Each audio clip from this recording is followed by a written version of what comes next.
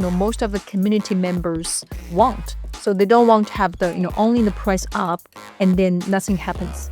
They are, expecting more things happening, after that. But community is almost dead now when it comes to meme coins.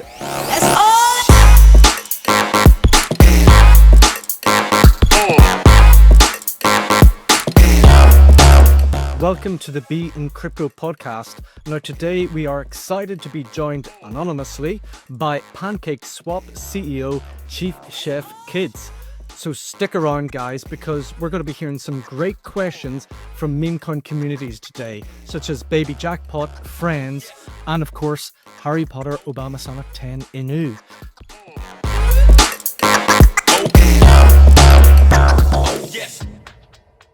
Hi Chef Kids, how are you doing? Good. Hi, Nara. Hi. Thank you for having me. It's a great day. Yeah, fantastic. So let's get right to the questions. One of the most important questions I want to ask is, okay, we had this huge meme coin mania in the earlier this year. And obviously the appetite for meme coin has dropped significantly, right? I think probably like 80% of the trading activity. It's fallen by 80%. So my question is meme coins dead? Are they ever going to come back? Or are we seeing a more maturing of the crypto industry, where we're kind of transitioning to thinking more about, proper utility of the tokens and real world use cases? So the short answer is no. I think Memecoin are not dead. They're just evolving. Most of the Memecoin projects, they need to looking for a more sustainable or more long-term thing. Like what would be the possible utility for them? And also with the platforms like us now supporting them across different chains and like, on Solana, BNB chain, Base, etc. So these are better tools than ever for these communities to grow in a more sustainable way. So I think they're still in the transition. My question to you is, do you really believe in the summer of 2025 that having a grassroots meme coin community is still a viable thing? Do meme coin communities actually exist these days? I think, if you ask me personally, I think yes. I mean, not only for Memecoin, even for the whole crypto, everything should be built from grassroots. Even though, there's a lot of, institutional, a lot of, investors coming in or VC comes in. But by the end of the day, if you go back to the basic trading activities or, utilizing or who are really using these, cryptos is for sure is the community members or who are holding tokens, right? Yes, there's a lot of different stakeholders. But by the end of the day, if there's no community people, if there's no retail user joining this game, and it's not a game. So I think, maybe because of, different stakeholders coming in, right? As you mentioned, investors, coming in, right? The VC comes in and then make this game, diversified because, more and more, different stakeholders has different interest. But just because more and more people coming in, we can make the game bigger. Just because previously, the community member may be the driving force, for this game. Or even from, back to, several years ago, even during the last DeFi summer, it's still the community users, still a lot of things coming from community users. And then more and more people can join in. But now more things, DeFi or crypto is more accepted by different stakeholders, including the institutional users, the traditional funds. But that does not mean community member does not matters at all, but they do matter. And I think that's kind of, they should be the most important thing in the whole game, just because there are more stakeholders right now. Yeah, thank you. And I know now audiences are also probably thinking, okay, we're out there, we're building a vibrant grassroots meme coin community. How do they then get noticed by big influencers, or how do they get noticed by those kind of big investors that you talked about to bring their meme coin project to the next stage? I think it's about it's not only for crypto or meme coins. It's the same thing for the traditional, the real world. It's kind of impossible for every creator, for every entrepreneur to be successful, right? And also entrepreneur in the traditional world, only a single digit percentage of the entrepreneur will be successful. I think it's the same thing in the meme coin. It's kind of impossible, or I do not think there's a golden rule for every community, for every memecoin community. Say, hey, if we follow this rule, if we follow this principle, our memecoin will be 100% noticed, or our memecoin will be 100% to be noticed by QL or will be promoted by ProL. So I do not think there's a rule or there's a successful path, but this is the beauty of the DeFi or the memecoin as well. Every different maybe we have millions of memecoin communities out there, but only among all these millions of community people or the communities there, just a few of them will find the right way, and that's the right way will make the whole memecoin narrative to even bigger. So I do not think the millions of memecoin will all be successful. That's to be very honest, that's not possible, right? Maybe a lot of people will hate me to saying that, but it's the truth. Yeah, that's a good question, actually, Brian. I think maybe our memories are a bit biased because the recent meme coin, well, what happened in meme coins was so degenerate, and it had a lot of, manipulation, I guess we would say, by all these cabals and by like celebrities promoting their own coins. And I guess it goes back to Chef Kid's point that if you want to differentiate yourself, you need to find new ways, right, to promote your community or meme coins. And I guess in early 2025, that was by associating yourself with like someone famous or even a president or two. Well, I liked actually your answer there, Chef Kids. And you alluded to the fact that now we've got a plethora of a complete multitude of different meme coins coming on the scene. And that's really leveraged using artificial intelligence. And I know I'd love to know what you think a normal human meme coin project, how they can compete against, this like thousands of meme coins being created every hour by AI. Um, well, okay, when we're using compete, it means kind of zero game, right? If I succeed and then the others will not.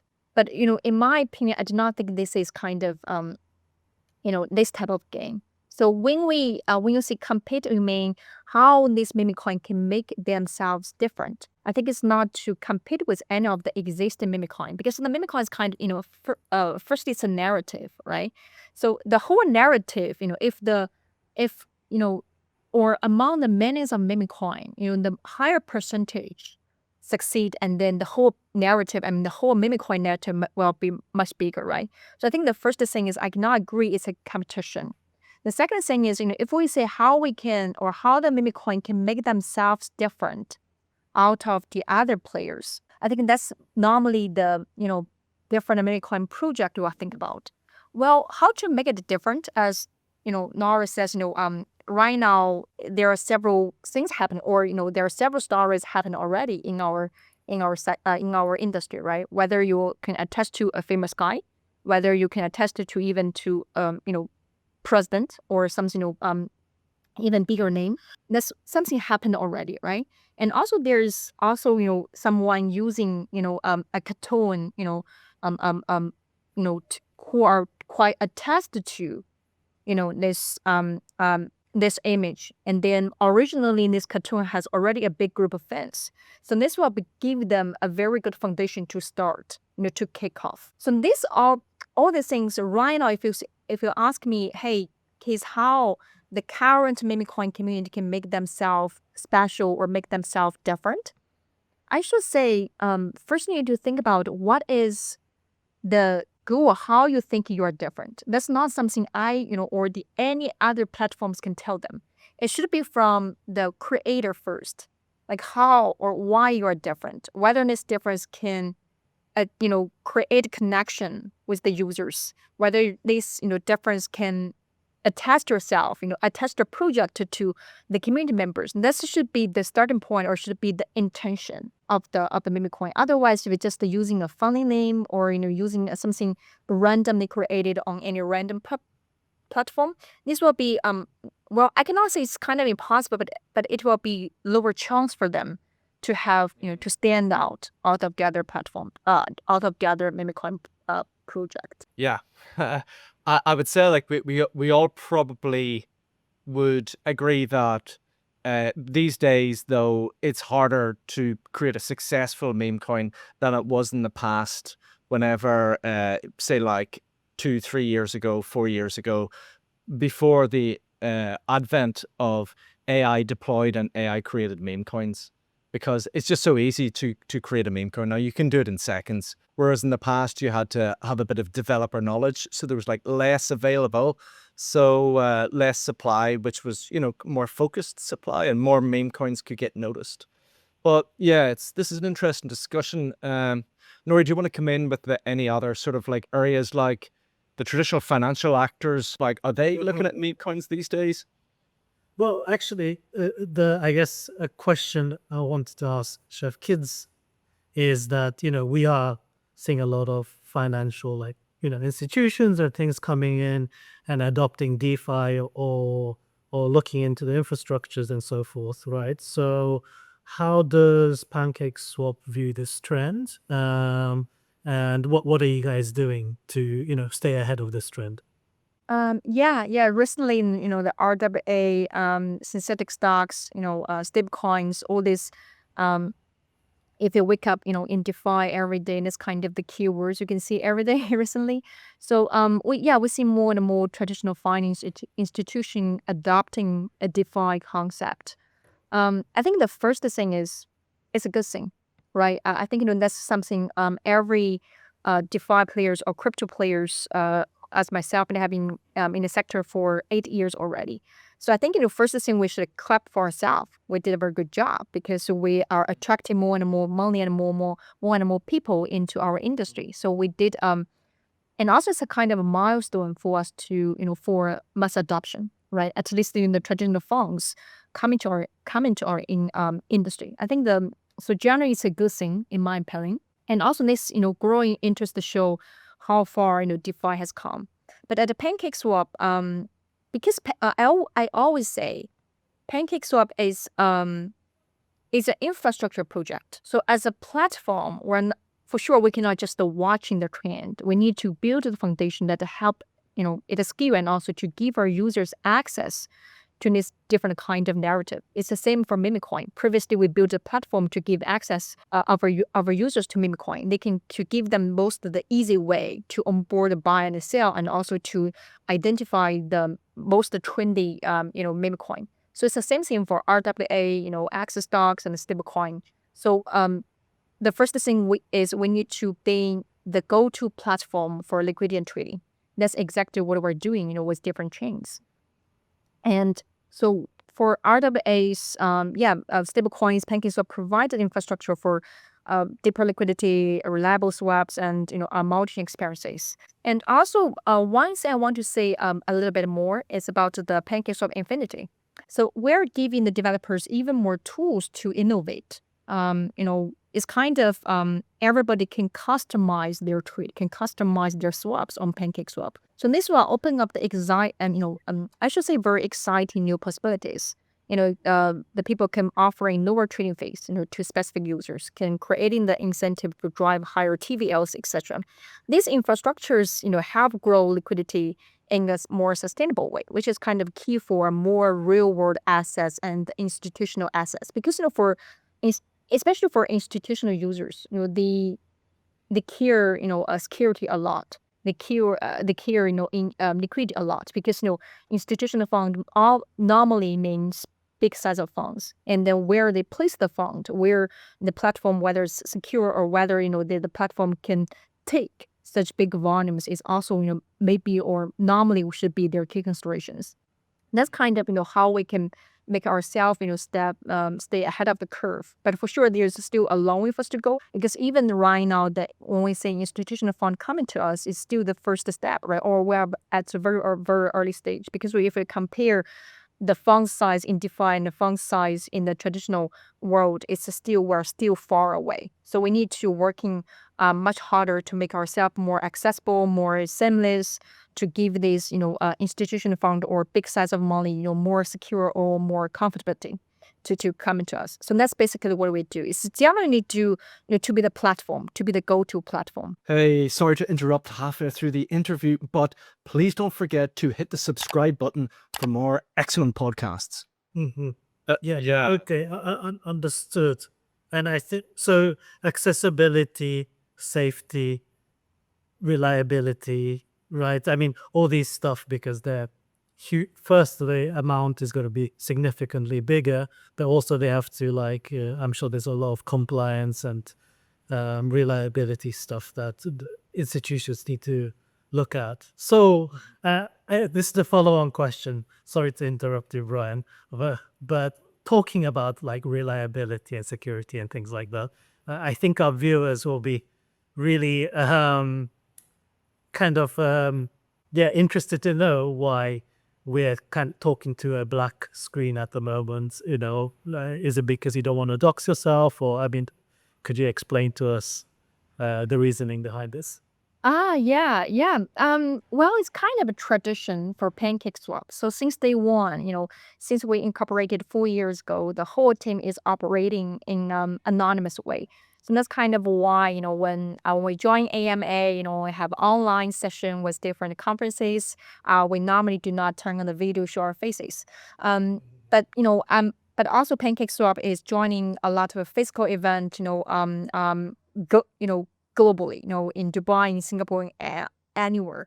So basically in major industry conferences, PancakeSwap is always there. So happy to meet, the community guys physically, to have, face-to-face talks. But it's kind of a tradition for PancakeSwap team members, online, that we do not turn on the video. So for myself, I also want to respect the rule.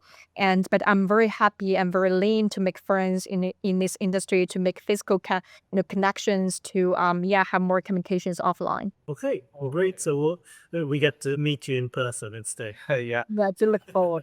That would be great. It definitely is always nice to meet people in physically, because of all this speaking to virtual screens and virtual video calls gets a bit tiring after the while. We've got a ton of questions, actually, not a ton, but a good few questions from the different various memecoin communities. And actually, quite interestingly, the first question is about whether people should remain anonymous or whether they should dox themselves. And when they do dox themselves, I suppose the challenges that come with that, but also there's a lot of opportunities that coming with doxing yourself as a developer, because obviously that gives people the added confidence in that they can see a real face, a real human being, and there's a real person behind the project. And as we've been speaking here over the last couple of minutes, community and meme coins is still a thing. People do want to have a vibrant community. So if you don't mind, Chef Kids, because we got you on and we thought we'd reach out to different meme coin communities. And Isn't it? did we get some? Yeah, we get some questions. So, okay, so Laura Dennison, the developer behind Sifu Inu and Baby Jackpot, both listed on the Binance Smart Chain, she asked, in a post-rug era, how can a doxed developer stand out in 2025? Okay, tax the developer stand out. Wow. I think if you want to stand out, in crypto, it's not about whether doxed or not doxed. It's about, there's a lot of, moving part, a lot of, factors will impact the projects. It's basic, as I mentioned, it's kind of, for the entrepreneurship, that's, everything or any, all the moving parts you need to handle, or take, or, to handle ways, in the DeFi sectors.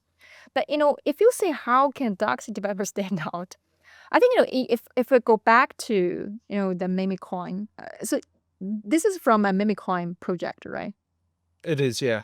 Yeah. I'm sorry, and just to come in, I think potentially what the developer is asking is they're willing to dox themselves in an environment where most of the other developers or Memecoin project developers remain anonymous. And does that give this developer any advantage? Like the fact that they're willing to go on camera and, and just sort of like, you can see a real person, is there any advantage, I think, in doing that? I think first these things changed or time changed because previous, like, back to several, like 2 years ago, being a doxed, either a developer or founder, is kind of more digent, in this sector. People, there's a lot of doxed founder, and also, big players, um, in community or on Twitter. And even today, I can still see a lot of, bigger QLs are kind of anonymous, right? We just know their Twitter name, and they have, hundreds K of followers, but never, people don't say their pictures, right? They don't say their pictures on Twitter. They never join, the on video AMAs, to have the direct face. But right now, as I think the people is more caring about the credibility, right? Because, with the AI narrative, people are concerned whether we're talking to a real guy or who is behind this thing, right?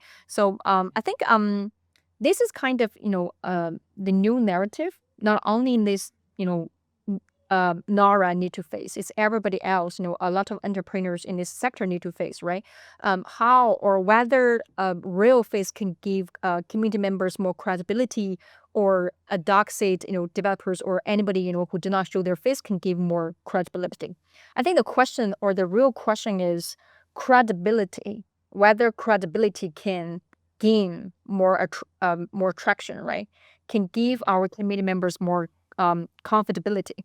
That's, I think that is the real question. So I think personally, I do not think, if you ask me, because, I don't know how the other people think. I think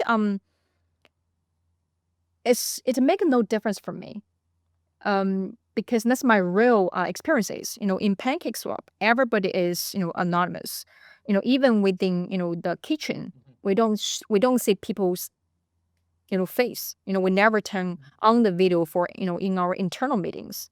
But that does not stop us to have a very real sense or real, feeling of, a specific chef. We know who is accountable, who is, strong enough, who is the right person for PancakeSwap. But, that's, making me think, the face or turn on the video does not mean much for DeFi. And I think that's also the part I enjoy in DeFi as well. So go back to the developers, or go back to, Yeah. go ahead, please. No, that is interesting. I think the fact that this developer, Laura Dennison, I think the fact that she gave her name and she's the dev and she's doxed, I think that's quite refreshing, though, the fact that there's a certain element of honesty there, that she's able to say, look, this is my real name, and I dox myself, and I like to talk to my community members online. And generally, I think just human, it's just more of a human touch. And I get what you're saying. There is also a nice attraction to anonymity in DeFi, and that is part of the crypto space, and it's part of the culture of PancakeSwap. But I do think that, in this day and age where there's a lot of fakes out there, particularly AI fakes, deep fakes, I think that kind of human touch is needed. I'll put my thoughts as well here. Yeah. It depends on the person, right? If the person is charismatic and can carry the community, it makes a big difference. But and as he said, like, there's so much AI generated stuff and so many coins coming and going. Obviously, if you can put your name to it, and as Chef Kid said, if it adds credibility to the project, then good. But Yeah, and also I think, doxed, nasal style is kind of, is kind of gene of crypto, because Satoshi is doxing. Nobody knows who he is, right? And that's kind of the biggest successful stories. So yeah, maybe we have. Or who they are. Yeah, exactly. Yeah. So that's kind of an interesting question. We've got another one for you, Chef Kids. Nori, do you want to do that one? It's have you got, or well, shall I read this next one? Oh yeah, if you can read it. Sorry, I haven't Oh, played oh, properly. okay. So this one is based on the Harry Potter Obama Sonic 10 Inu from one of their team, and they're now building on a Solana based version. So it's Harry Potter Obama Sonic 10 Inu on Sol. And what the Sorry, 1 second, Brian. So they're called Harry Potter Obama Sonic 10 Inu. Inu, yeah. So HPOS 10 Inu. Sorry, Chef Kids, you must have heard of Harry Potter Obama Sonic 10 Inu. Sorry? Sorry, Mahi? Okay, Yeah, you yeah, have, I'm a fan for, yeah, a lot. Yeah, fan for Harry you're a Potter. fan of you're a fan of Harry Potter, but have you heard of Harry Potter Obama Sonic 10 in Memecoin? Um, s- until today, no, but it's quite interesting. I will do my own homework. To do your homework, because it is quite an interesting meme coin. To be fair, it's based on a backpack that somebody photographed in a market in Amsterdam, and it had all these logos that were totally out of context. So it said on this one backpack. I'm sure Bellman would be able to get this photograph for us and whack it up whenever we get this all edited. But it has Harry Potter on it. It has Obama on it for some reason, and then Sonic the Hedgehog on it, and it just says 10 on it as well. So they made this meme coin. Anyway, it is very popular. I've been following this one for maybe 2 or 3 years. Well, Oh, okay, so there's a Solana based version of it now. Yeah, I know. I'm sorry. I thought, look, I'm not shilling anything here at all. But I just find their meme coin to be actually quite hilarious. Anyway, oh, so what they want to know is, and I think this is quite interesting because when I started using PancakeSwap years ago, I always thought it was synonymous with the BNB chain. But what yeah. they want to know is there any way to bridge or reintegrate their Solana based project with the original BNB version using any PancakeSwap tools or cross-chain solutions? Yeah, absolutely. The answer is yes. So yeah, I think most of people think PancakeSwap is more BNB chain based. For sure, BNB chain is our home chain, but the PancakeSwap is now a true multi-chain DEX. Live on line different chains, including Base, Arbitrum, Ethereum, and Solana. So if it's a BM, it's now if the project want to build a Solana based version, I think the immediate service we can provide it is our cross-chain swap can provide the tokens from BNB chain and Solana. I guess that's the immediate use case that their users may need, because for their liquidity providers, if they want to transfer or if they want to migrate their liquidity from Solana to BNB chain, or from BNB chain to Solana, and that's something they may need. So that's the service we already have. And so taking it further, we offer one-click cross-chain swap, cross 6 chains, so users can easily swap tokens, say from BNB chain to Arbitrum, or from BNB chain to Base, etc. So all in a single smooth transaction. And yeah, and also we have a PancakeSwap bridge, support seamless access transfer across 10 chains. So make it more simple to move liquidity whenever you need it. So yeah, please feel free to pay me. Because I just learned from Brian this Memecoin, and also I see a very interesting chemistry, between Harry Potter, Obama, Sonic, and they just integrate everything together. That's a very interesting thing. So feel free to It's ping me if you have any questions. Yeah, yeah. No, do please, like anyone listening, do check out those tools on PancakeSwap. And yeah, I think maybe Chef Kids has solved the mystery of Harry Potter, Obama, Sonic, why they're all together on that backpack. Chef Kids says that she can sort of feel some kind of synergy or energy between all those different entities. But here's the next one, okay? And this is from meme coin called Friends. So Friends on Solana Memecoin Dev asks, are there any plans for PancakeSwap to support musicians or integrate music-based projects, particularly those building out metaverse ecosystems? So there's a lot in there, but this is quite exciting. Yeah, it's definitely one exciting subsector, in DeFi. So any plan to support this? I think firstly, PancakeSwap is a permissionless platform. So we are basically the spot trading platforms for DeFi users. So no matter you are building a Memecoin or a gaming token or a music-focused project in the metaverse, so one thing's clear: you need you need both visibility and the liquidity to succeed, right? So that's where Pancakes or where we comes in. So with our new Solana LPs and farms, because they mentioned it's a Solana Memecoin dev, right? So if you are already on Solana ecosystems, we have our LPs and farms is already live. So project have access to a fast, affordable, and a active network where they can launch, grow, and reward their communities easily.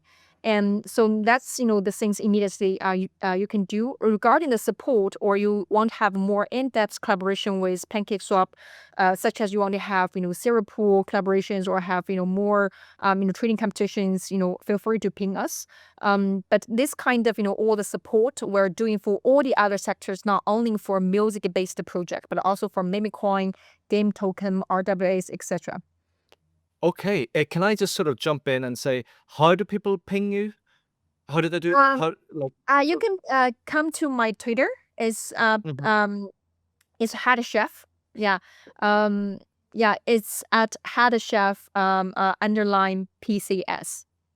Okay, PCS means okay. pancake swap. It's PCS is short for pancake swap. Oh, great, great. And look, Sounds loud, but we'll put it in the details below anyway. So Yeah, no yeah, worries. feel free to do that. that's great. Thank you. Okay, so last question, because I don't want to leave any of these devs out that took the time to actually send questions in. So this is yet again. So Harry Potter Obama Sonic 10 Inu on Soul Dev asks, will Cake ever hit a new all-time high? What are the long-term growth drivers behind the token? Yeah, as a token holder, myself, I also, I'm also a token holder for a lot of tokens. Because I've been here, for 8 years.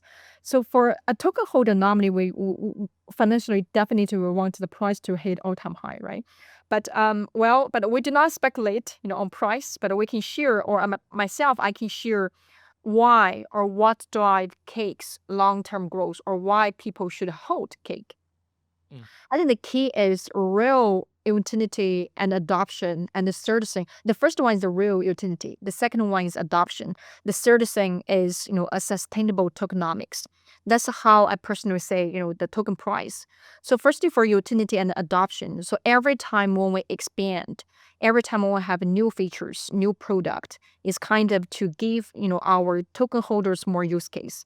And and I think, PancakeSwap should be the DEX right now out there in the market, has most product, I think, because we don't have people think we are owning a spot trading platforms, but actually we have more than 10 product on our platforms.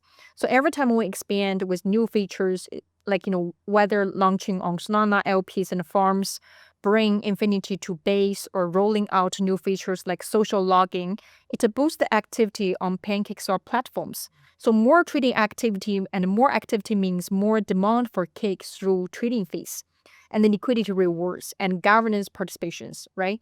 So this is the two things. And the third thing about, sustainable tokenomics. For the past 2 years, Cake has been deflationary. We don't, proactively cut off